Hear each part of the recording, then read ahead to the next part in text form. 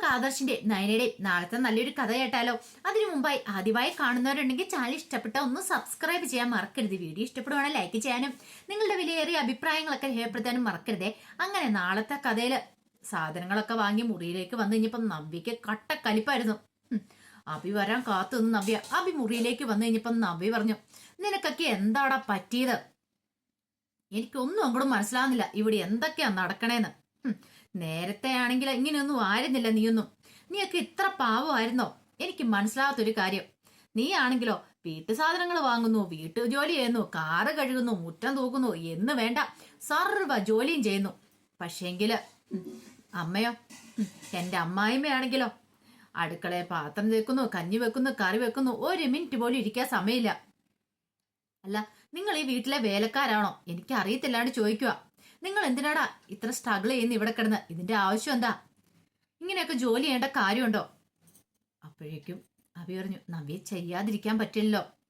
ഒന്നും അല്ലേലും ഒരു കുടുംബം അല്ലേന്ന് ചോദിച്ചു. കുടുംബമാന്ന് പറഞ്ഞുകൊണ്ട് ഇങ്ങനെയുണ്ടോ?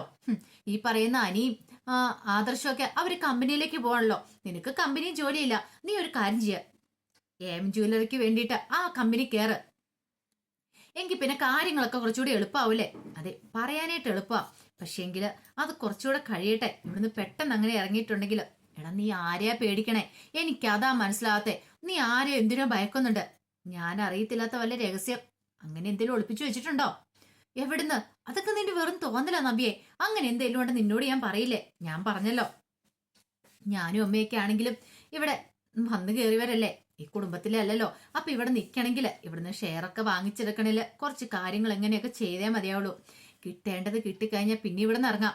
അവള് വന്നിട്ടുണ്ടല്ലോ അവന്തിക, അവളുടെ കല്യാണോടെ കഴിയണം, അത് നടക്കണം.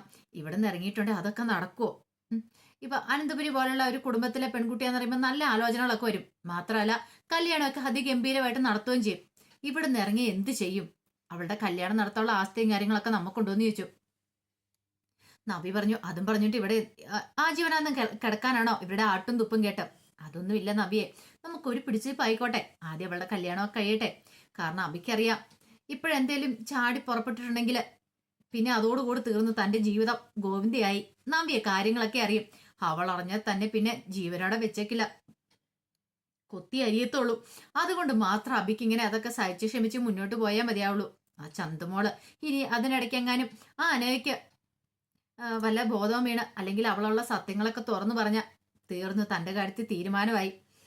എങ്ങനെയെങ്കിലും എല്ലാം ഒന്ന് ഒഴിവാക്കി കിട്ടിയാൽ മതിയായിരുന്നു എന്നൊക്കെ ഒരു ചിന്തയായിരുന്നു അബിയുടെ മനസ്സിൽ. നവ്യക്കാണെങ്കിലോ ഇതൊക്കെ കണ്ടിട്ട് ഒട്ടും അങ്ങോട്ട് സഹിക്കുന്നു ഉണ്ടായിരുന്നില്ല. കുറച്ച് കഴിഞ്ഞ് കഴിഞ്ഞപ്പോഴത്തേനും ആദർശിന്റെ അരിയിലേക്ക് ജയം വരുവാണ്. ജയം വന്ന് അവരിങ്ങനെ സംസാരിക്കുന്ന സമയത്ത് ആദർശിനോട് ജയം പറഞ്ഞു, അല്ല ഇപ്പം വീണ്ടും നവ്യ ആ ജ്വല്ലറിയിലെ ജ്വല്ലറിക്ക് വേണ്ടിയിട്ട് എഗ്രിമെന്റ് സൈൻ ചെയ്തെന്നുള്ള അറിയാൻ കഴിഞ്ഞ് മോഡലിങ്ങിന് വേണ്ടി അത് നയന എന്നെ വിളിച്ചു പറഞ്ഞിട്ടുണ്ടായിരുന്നു പറയണം. എടാ ഇങ്ങനെ പോയിട്ടുണ്ട് എങ്ങനെയാവുമെന്ന് എനിക്കൊരു എത്തും പിടിയും കിട്ടുന്നില്ല. ആദർശ് പറഞ്ഞു, അല്ലെങ്കിൽ തന്നെ അവൾ ഓൾറെഡി പരസ്യത്തിൽ അഭിനയിച്ചു കഴിഞ്ഞു. ആ പരസ്യത്തിന്റെ പേരിൽ ഇപ്പോഴും നമുക്ക് പ്രശ്നങ്ങൾ ഉണ്ടായിക്കൊണ്ടിരിക്കുന്നുണ്ട്. ഇനിയിപ്പം 2 വർഷത്തേക്ക് അവൾ എഗ്രിമെന്റ് സൈൻ ചെയ്തിരിക്കുന്നു പറയണേ. എന്തോ ഒരു വെല്ലുവിളി പോലെയാന്നാ നയന പറഞ്ഞത്. ഇത് ഇങ്ങനെ പോയിട്ടുണ്ട് എവിടെ ചെന്ന് എത്തുമെന്ന് എനിക്ക് അറിയില്ല അച്ഛാ.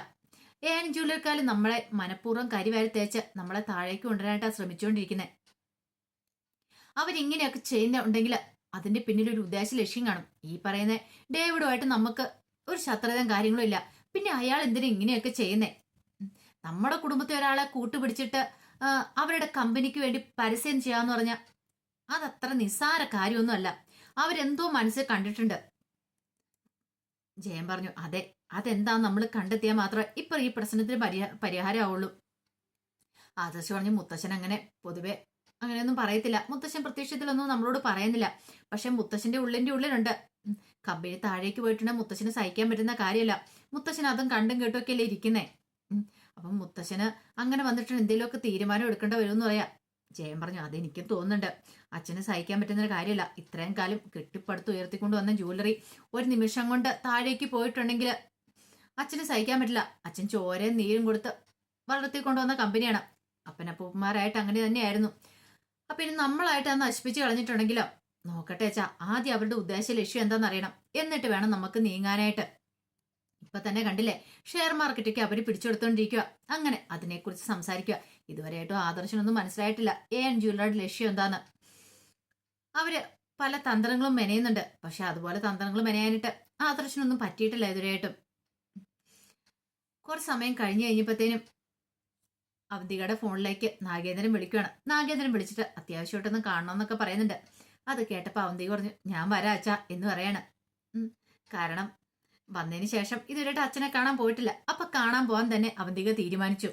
പിന്നീട് അവന്തിക പുറത്തേക്ക് പോകാൻ ഇറങ്ങിയപ്പോ തന്നെ ജഡ്ജി വന്നിട്ട് ചോദിച്ചു, അല്ല നീ ഇത് എങ്ങോട്ടാന്ന് ചോദിക്കുക. എനിക്ക് ഒരു ഫ്രണ്ടിനെ കാണാണ്ടെന്ന് പറഞ്ഞു. ഫ്രണ്ടോ? ഏത് ഫ്രണ്ട്? അതിപ്പോ എല്ലാം അമ്മയോട് പറയണം നിർബന്ധം ഉണ്ടോന്ന് ചോദിച്ചു. അത് കേട്ടപ്പോ ജഡ്ജി പറഞ്ഞു, ദേ അയർലൻഡിൽ പോയെന്ന് കരുതിയിട്ട് നീ വലിയ ആളായെന്ന് വിചാരിക്കൊന്നും വേണ്ട, നിനക്ക് ഇത്തിരി കൂടുന്നുണ്ടെന്ന് പറയണം. പിന്നെ എന്താണെങ്കിലും അഭിയന്റെ അമ്മയുടെ സ്വഭാവം എനിക്ക് കിട്ടിയിട്ടില്ല, അതുകൊണ്ട് എനിക്ക് ഒരു പ്രശ്നവും ഇല്ലെന്ന് പറഞ്ഞുകൊണ്ട് അവന്തിക അങ്ങോട്ടേക്ക് ഇറങ്ങി. അവന്തിക്ക് സങ്കടമുണ്ട് ജഡ്ജിയോട് ഇങ്ങനെയൊക്കെ പറയുന്നോണ്ട്. പക്ഷെ സത്യങ്ങൾ തുറന്നു പറയാൻ പറ്റില്ല.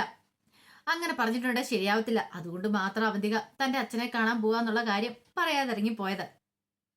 ഈ സമയത്ത് അനിയുടെ അടുത്തേക്ക് അജയൻ വരുവാണ്. അങ്ങനെ അവര് ജ്വല്ലറി കാര്യങ്ങളെ കുറിച്ചൊക്കെ സംസാരിക്കണ സമയത്ത് അജയൻ പറഞ്ഞു, കമ്പനിയൊക്കെ ആപ്പാടെ പ്രതിസന്ധിയിലൂടെ കടന്നു പോയിക്കൊണ്ടിരിക്കണേ, എങ്ങനെയെങ്കിലും ഇത് കരകയറ്റിയാൽ മതിയാവുള്ളൂ. ആദർശൊക്കെ നല്ല ടെൻഷനിലാന്ന് പറഞ്ഞു. അനി പറഞ്ഞു, അതൊക്കെ എനിക്കറിയാം അച്ഛാ, പക്ഷെ പറഞ്ഞിട്ട് കാര്യമില്ല. ഈ കുടുംബത്തിൽ തന്നെ ഉണ്ടല്ലോ ചിലര് നമ്മുടെ എതിരാളികളെ ജയിപ്പിക്കാനായിട്ട്, നമ്മളെ തോൽപ്പിക്കാനായിട്ട് ഇറങ്ങി തിരിച്ചിരിക്കുന്നത്. അപ്പൊ നവ്യ ഉദ്ദേശിച്ചാണ് പറഞ്ഞിരിക്കുന്നത്. അജയൻ പറഞ്ഞു, അപ്പൊ നമുക്ക് എന്ത് ചെയ്യാൻ പറ്റുമോ? ഇനി എന്ത് ചെയ്യാൻ പറ്റൂന്നോ? അബിയുടെ കള്ളത്തരങ്ങൾ അങ്ങ് തുറന്നു പറയണം. എന്തിനാ അച്ഛാ ഇങ്ങനെ ഒളിപ്പിച്ചു വെച്ചോണ്ടിരിക്കുന്നത്? ആർക്ക് വേണ്ടിയിട്ട്? അതുകൊണ്ട് നമുക്ക് എന്ത് ലാഭമായിരിക്കുന്നേ? അല്ല, നവ്യയുടെ ജീവിതം, പിന്നെ അവരുടെ ജീവിതം, അവർക്ക് അവരുടെ ജീവിതത്തെക്കുറിച്ച് വല്ല ചിന്തയുണ്ടോ? അല്ലെങ്കിൽ ആ കള്ളൻ അബി എങ്ങനെ വിശ്വസിക്കുമെന്ന് ചോദിച്ചു. എടാ അതല്ല, ഇതൊക്കെ അറിഞ്ഞിട്ടുണ്ട് പിന്നെ എന്തെങ്കിലുമൊക്കെ ഈ കുടുംബത്തിൽ നടക്കും. പിന്നെ നടക്കും പോലും. എല്ലാരും ഇങ്ങനെ പേടിച്ചിരിക്കുന്നോണ്ടാ ഒന്നും തൽക്കാലത്തേക്ക് നടക്കാൻ പോകുന്നില്ല. എന്തൊക്കെ പറഞ്ഞാലും ഇപ്പൊ തന്നെ കണ്ടില്ലേ, ആദർശനെ കുറ്റപ്പെടുത്തിക്കൊണ്ടിരിക്കുവല്ലായിരുന്നോ? ഇപ്പൊ അപ്പച്ചിക്ക് ഏകദേശം സത്യങ്ങളൊക്കെ മനസ്സിലായി കഴിഞ്ഞപ്പോ ഒരടക്കമായി. പക്ഷെ എന്നാലും നമ്പിയടുത്തേക്ക് ഒന്നും മനസ്സിലായിട്ടില്ല. അതാ ഇത്ര ചാട്ടം. ആ ചാട്ടം അവസാനിപ്പിച്ചാലോ ഈ കുടുംബം രക്ഷപ്പെടുകയുള്ളൂ. നമ്പിയടുത്തിനെ വരച്ച വരെ നിർത്തണം. ഇത് കേട്ടപ്പം അജയൻ പറഞ്ഞു, 2 വർഷത്തെ എഗ്രിമെന്റ് സൈൻ ചെയ്തിട്ടോ. ഇനിയിപ്പോ അവൾ പരിസ്ഥിതിയിൽ അഭിനയിക്കാൻ പോയല്ലേ, അത് നമ്മുടെ ജ്വല്ലറിക്ക് ഏറ്റവും വലിയ അടിയെ കിട്ടാൻ പോന്നേ. അനി പറഞ്ഞു, എങ്ങനെയെങ്കിലും അതിനകത്ത് പോയി അഭിനയിക്കാതിരിക്കണം. അതിന് സത്യങ്ങൾ അറിഞ്ഞാൽ മാത്രമേ നബിയടുത്തി പോവാതിരിക്കുള്ളൂ, അല്ലെങ്കിലോ ഉറപ്പായിട്ടും പോകുന്നു പറയണം. അതെല്ലാം കേട്ട് കഴിഞ്ഞപ്പം ഒരു നിമിഷം ആലോചിച്ചിട്ട് അജയൻ പറഞ്ഞു, അത് ശരിയായിട്ടുള്ള കാര്യം. നിനക്കറിയാലോ ഇപ്പൊ നമ്മുടെ കുടുംബം തകർച്ചയുടെ വക്കിലേക്ക് പോയിക്കൊണ്ടിരിക്കുക. കമ്പനി താർന്നിട്ടുണ്ടെങ്കിൽ കുടുംബം താരും. അച്ഛന് സഹിക്കാൻ പറ്റുന്ന കാര്യമില്ല. ഇത്ര നാൾ ഇങ്ങനെയൊന്നും ആയിരുന്നില്ല. എവിടെ എന്തോ ആരോ ഇടയ്ക്ക് കിടന്ന് കളിക്കുന്ന പോലെ ഉണ്ടെന്ന് പറയണം. അനി പറഞ്ഞു, വിഷമിക്കേണ്ട അച്ഛാ, ആദർശണ്ണുണ്ടല്ലോ, പിന്നെ എന്ത് വന്നാലും നമ്മളൊക്കെ ഉണ്ടല്ലോ, നമുക്ക് പ്രയത്നിച്ച് നോക്കാം എന്നൊക്കെ പറയണം. സത്യസന്ധമായിട്ടല്ലേ ഇതിനായിട്ട് മുന്നോട്ട് പോയിക്കൊണ്ടിരിക്കുന്നത്, ഇനി അതുപോലെ തന്നെ നോക്കാന്ന് പറയാണ്. അതേ സമയത്ത് അവന്തിക നാഗേന്ദ്രനെ കാണാനായിട്ട് ചെല്ലുവാണ്. അങ്ങനെ ചെന്ന് കഴിഞ്ഞപ്പോഴത്തേനും നാഗേന്ദ്രൻ ചോദിച്ചു, എന്തൊക്കെയുണ്ട് അനന്തപുരിയിലെ പുതിയ വിശേഷങ്ങള്? അച്ഛാ, അച്ഛന്റെ മോൾ എവിടെയെങ്കിലും പരാജയപ്പെടുവോ? നല്ല അടിപൊളിയായിട്ട് കാര്യങ്ങളൊക്കെ മുന്നോട്ട് പോകുന്നുണ്ട്. എന്ത്, ആർക്കെങ്കിലും സംശയം തോന്നിയിട്ടുണ്ടോ മോളെ? എന്ത് സംശയം തോന്നാനായിട്ട്? അമ്മയ്ക്ക് പോലും സംശയം തോന്നിയിട്ടില്ല. അമ്മ ഇവരെ അന്തം വിട്ടുപോയി എന്റെ പ്രകടനം കണ്ടിട്ട്. അമ്മ ഓർക്കുന്ന എനിക്ക് എന്തോ വലിയ മാറ്റം വന്നെന്നാ. അതങ്ങനെ തന്നെ ഇരിക്കട്ടെ. അവളിപ്പോ സത്യങ്ങളൊന്നും അറിയണ്ട. അറിഞ്ഞിട്ടുണ്ടെ ശരിയാവത്തില്ല എന്ന് പറയണം. പിന്നെ ഞാൻ പറയുന്ന പോലെ തന്നെ എല്ലാരും കയ്യിലെടുത്തോണം അച്ഛാ. ആകെപ്പാടെ അവിടെ എല്ലാരും ടെൻഷനില്ല. കമ്പനിയെല്ലാം താഴേക്ക് പോയിക്കൊണ്ടിരിക്കുക. അതുകൊണ്ട് അതിന്റെ ഒരു ടെൻഷൻ അവർക്കുണ്ടെന്ന് പറയാം. അങ്ങനെ വരട്ടെ. ഇങ്ങനെ പോവുകയാണെങ്കിൽ മിക്കവാറും ആദർശിന് MD സ്ഥാനം പോകാൻ ചാൻസ് ഉണ്ട്. അത് പോണം. മോളുടെ കയ്യിലായിരിക്കണം അവിടുത്തെ സ്ഥാനമാനങ്ങളൊക്കെ ഇനി വരാൻ പോകുന്നത്. മോളെ എല്ലാവർക്കും ഒരു വിശ്വാസം വരണം. ആ രീതി വേണം മോള് പ്രവർത്തിക്കാനും. അതൊക്കെ ഞാൻ അച്ഛാ. എന്നോട് കമ്പനി കാര്യങ്ങളൊക്കെ നോക്കാൻ പറഞ്ഞിട്ടുണ്ട്. ഞാൻ പറഞ്ഞു, വന്നല്ലേ ഉള്ളൂ, ഇച്ചിരി കഴിയട്ടെ എന്നൊക്കെ പറഞ്ഞിങ്ങനെ മാറി നിൽക്കുക. MBA കഴിഞ്ഞ് വന്നല്ലേ അയർലൻഡിൽ പോയിട്ട്. അപ്പൊ ആ ഒരു രീതിയിലാണ് അവര് കാണുന്നത്. പിന്നെ പോരാത്തേന് ഞാൻ എല്ലാവരും കയ്യിലെടുക്കാൻ മാക്സിമം ശ്രമിക്കുന്നുണ്ട്.